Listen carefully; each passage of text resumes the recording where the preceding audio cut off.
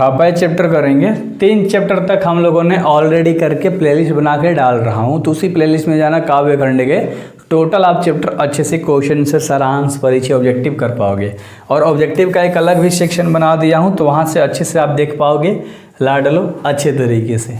अरे देख लेना, बनाया है बहुत बेहतर तरीके से, है ना, आप लोगों के लिए स्पेशल। छपाई के जो लेखक थे ना मेरे भाई, वो नाभादास थे और इनका जन्म 1570 में हुआ था। बहुत छोटा परिचय है, तो 3 से 4 मिनट लगेगा।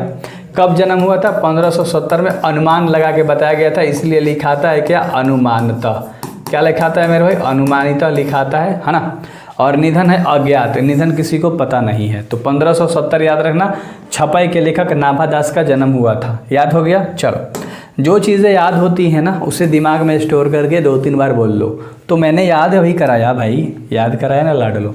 तो जब याद करा दिया तो 2-3 बार बोल लो 1570 नाभादास नाभादास नाभादास, छपाई के लेखक, बस कंप्लीट हो गया, है ना। चलो, जन्म स्थान की बात करोगे तो दक्षिण भारत में शैशव में पिता की मृत्यु, है ना। देखो, जन्म स्थान क्या था? दक्षिण भारत में इनका जन्म हुआ था, है ना। और शैशव में पिता की मृत्यु, है ना, अकाल के कारण माता के साथ जयपुर चले गए। यानी शैशव में पिता की मृत्यु हो गई थी और अकाल के कारण माता के साथ कहाँ चले गए? जयपुर चले गए। बस इतना याद रखो, है ना।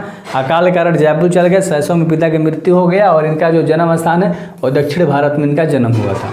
शिक्षा की अगर बात करोगे तो गुरु और प्रतिपालक के देख रेख में स्वाध्याय, सत्संग और ज्ञान अर्जन, इन तीनों के शिक्षा ली थी। स्वाध्याय का शिक्षा, सत्संग का और ज्ञान अर्जन का, इन तीनों पे इन्होंने शिक्षा लिया था अपने गुरु के प्रतिपालन के देख रेख में, यानी कि अपने गुरु के देख रेख में। और दीक्षा गुरु इनके कौन थे? स्वामी अग्रदास, जिन्हें अग्र अली भी कहा जाता था। क्या कहा जाता था? अग्रदास को अग्र अली भी कहा जाता था।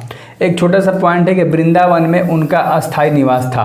तो ये पॉइंट आपको अच्छे से याद हो गया होगा कि वृंदावन में उनका अस्थायी निवास था, ठीक है। और गुरु का नाम, दीक्षा गुरु का नाम याद ही करा दिया आपको। कृतिया के अंदर आप देखोगे तो मात्र 2 हैं, एक भक्तमाल और एक अष्टयाम। ये 2 इंपॉर्टेंट है। कौन कौन? भक्तमाल और अष्टयाम, 2 कृतियाँ इंपॉर्टेंट है। छपाई एक छंद है। क्या है? छंद है, जो कि 6 पंक्तियों का होता है, बस इतना याद रखना, है ना। भक्तमाल भक्त चरित्रों की माला है और इंट्रोडक्शन खत्म हो गया। भक्तमाल जो है वो भक्त चरित्रों की माला है ना। तो ये इंट्रोडक्शन पार्ट में सिर्फ इतना ही था। कृतिया में 2 थी, भक्तमाल और अष्टयाम। तो उम्मीद करता हूँ कि इंट्रोडक्शन पार्ट अच्छे से समझ में आपको आ गया होगा। सो बेस्ट ऑफ लक मेरे भाई, है ना। चलो, इंट्रोडक्शन आप लोगों ने कर लिया, ऑब्जेक्टिव करा देता हूँ।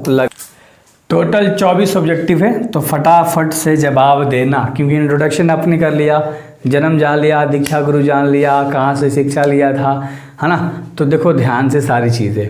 किसकी कविता को सुनकर कवि नाभादास सिर झुका देते हैं, है ना। किसकी कविता को सुनकर नाभादास जो है वो सिर अपना झुका देते हैं मेरे भाई? तो सूरदास के कविता को सुनकर। किनकी? सूरदास की कविता को सुनकर नाभादास जो है वो सिर को झुका लेते हैं। और अगला सवाल है, जो दूसरा नंबर का सवाल है कि नाभादास किसके समकालीन थे? तो नाभादास किसके समकालीन थे? तो यह तुलसीदास के समकालीन थे। किनके? तुलसीदास के। याद हो रहा है? याद हो रहा है? टोटल बताना कि कितना में भाई कितना सही हो गया, है ना। टोटल जरूर बताना कि आज आपका कितना सही हुआ।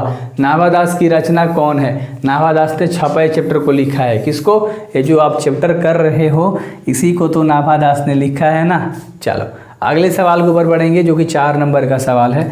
कौन सी रचना नाभादास की है भाई, है ना। तो कौन सी रचना नाभादास की है? तो नाभादास ने इन सूरसागर, भक्तमाल, बिहारी सतसई या कोराड़क, तो इन सभी में से जो नाभादास थे मेरे भाई, उन्होंने भक्तमाल को लिखा है, यानी कि रचा है। याद रख लेना, भक्तमाल और एक अष्टयाम था, 2 ही था ना, इंट्रोडक्शन में कराया था। चलो, तो इस तरह से आप ऑप्शन को क्लियर कर सकते हो। अगला, छपाई के रचनाकार कौन है? यानी छपाई के लेखक थे भाई नाभादास। चलो, एक क्वेश्चन उल्टा करके दे दिया। पहले नाभादास करके छपाई पूछा, अब छपाई करके नाभादास पूछ दिया, तो क्वेश्चन आपका घुमा रहा है। नाभादास किस धारा के कवि थे मेरे भाई? निगुण या सद्गुण या सद्गुण आपस राम भक्त धारा के? तो जो इसका करेक्ट आंसर हो जाएगा वो क्या हो जाएगा? फटाक से बताओ। सद्गुण उपासक राम भक्त धारा के, है ना। चलो, तो सद्गुण उपासक राम भक्त धारा के ये क्या थे? कवि थे। कौन? नाभादास। याद हो रहा है? 2 बार बोलना है, टोटल याद होगा। अच्छे से तैयारी करनी है और एग्जाम में फोड़ना है। भाई हर चैप्टर देखो प्लेलिस्ट बना दिया हिंदी का ऑब्जेक्टिव का केवल। नाभा दास की अस्थाई निवास कहाँ थी? नाभा दास की जो अस्थाई निवास थी ना वो वृंदावन में थी। कहाँ थी? वृंदावन में थी। क्लियर है? क्लियर है। चलो अगला सवाल देख लो, जो 8 नंबर का सवाल है, कह रहा है कि नाभा दास की कविता किन 2 पंक्तियों में है? नाभा दास की जो कविता है वो कबीर एवं सूरदास के 2 पंक्तियों में है ना। इस चैप्टर में हम लोगों ने कबीर और सूरदास के बारे में हिंदी समझा था, तो ये 2 पंक्तियों में इस चैप्टर में बात करी गई है। आप देख सकते हो प्लेलिस्ट में जाके हिंदी के, है ना। किसमें? काव्य खंड में। कबीर किस में भेदभाव नहीं करते हैं? कबीर किस में? हिंदू मुसलमान में। चलो तो यही ऑप्शन सही हो जाएगा। वो कभी भी हिंदू मुसलमान में भेदभाव नहीं किए हैं।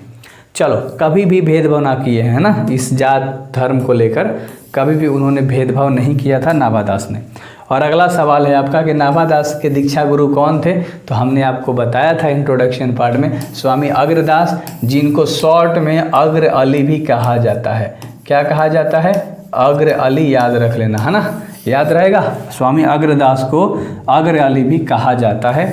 और अगला जो कि 11 नंबर का सवाल है, 11 नंबर का सवाल है कि छपे किसको, मतलब पंक्तियों का छंद है, किसको नहीं होना चाहिए था, कितने होना चाहिए था? तो 6 पंक्तियों का छंद होता है। 6 पंक्तियों का छंद जो होता है वो हमारा क्या होता है? छपे कहलाता है। चलो अगला सवाल देख लो, जो कि 12 नंबर का सवाल है। कह रहा है सवाल कि सूर के कवित्व को सुनकर सभी क्या करते हैं? सूर के कवित्व को सुनकर मेरे भाई सभी क्या करते हैं? सर झुकाते हैं, सर हिलाते हैं, है ना। क्या करते हैं? सिर को हिलाते हैं, सर को हिलाते हैं। तो क्लियर हो रहा है सारी चीज़ें, मज़ा आ रहा है। सारे चैप्टर इस तरह से बेहतर तरीके से आप कर पाओगे। अगला सवाल है आपके पास 13 नंबर का। सूर कबीर सुनी कौन कही, यानी ये जो आपको शब्द दिख रहा है ये कौन सा अलंकार है? तो ये अनुप्रास अलंकार है। कौन सा? अनुप्रास अलंकार है, याद रखना।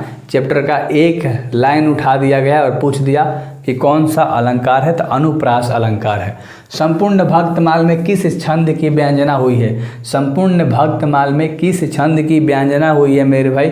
तो छपे छंद की व्यंजना हुई है, 6 पंक्तियों वाला, है ना। याद हो रहा है? अच्छा लग रहा है? सारी चीज़ें डिटेल में करो। पहले चैप्टर वाइज अगर हिंदी कर लेते हो टोटल मात्र 40 को आने ही हैं एग्जाम में यहाँ से, बाकी तो व्याकरण सेक्शन से आएगा ना, तो बेहतर तरीके से कर पाओगे मेरे भाई। भक्त चरित्रों की माला, भक्त चरित्रों की माला क्या कहलाता है? भक्तमाल, है ना। भक्त चरित्रों की माला भक्तमाल। याद हो गया तुम्हें? याद हुआ? चलो अगला सवाल देख लो 16 नंबर का। नाभा दास किसके शिष्य थे मेरे भाई? स्वामी अग्रदास के ना, जिनको अग्र अली कहा जाता था। तो नाभा दास के ये दीक्षा गुरु थे, है ना, और वो उनके शिष्य थे। याद रख लेना, अग्र अली, है ना, स्वामी अग्रदास। नाभा दास किस काल के कवि रह चुके हैं, मतलब थे? बताओ। तो नाभा दास जो थे ना वो किस काल के? भक्ति काल के कवि थे, है ना। चलो याद हो गया। नाभा दास किस काल के मेरे भाई? भक्ति काल के। और अगला सवाल जो कि 18 नंबर का है। कवि शब्द का अर्थ होता है विश्वास। कवि का मतलब ही होता है विश्वास, है ना, याद रखना। तो कवि का मतलब ही होता है विश्वास। इतने बार बोल दूंगा कि आपको सारे क्वेश्चन अच्छे से याद होंगे। भक्तमाल जो है वो किसने लिखा है, यानी कि उसके रचयिता कौन है? तो भक्तमाल के रचयिता नाभा दास है। एक क्वेश्चन ऊपर हम लोगों ने किया था, तो उस क्वेश्चन को थोड़ा सा घुमा दिया, कितना हल्का सा घुमाया, है ना। अगला सवाल है कबीर दास किस शाखा के कवि थे? ये जो कबीर दास थे ना वो निगूढ़ शाखा के कवि थे, याद रखने ना। ये इंपॉर्टेंट क्वेश्चन है भाई, VVI सवाल है ना। चलो तो ये VVI सवाल है। चलो अगले सवाल के ऊपर हम बात करते हैं। अगले सवाल के ऊपर बात करते हैं कि विमल में कौन सा उपसर्ग है? विमल में कौन सा उपसर्ग है? तो वी, क्योंकि उपसर्ग पहले वाला बताया जाता है। अगर इसमें प्रत्यय पूछता है तो लास्ट में क्या है? मल।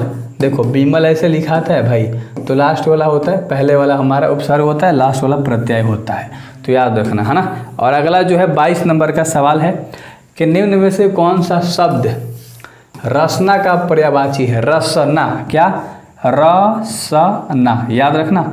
इसका पर्यायवाची पूछा है, चलो बताओ। रसना का पर्यायवाची फटाक से आंसर दो, फटाक से। जिह्वा होता है, क्या होता है? जिह्वा। आपका जो जीभ है ना, ये है ना।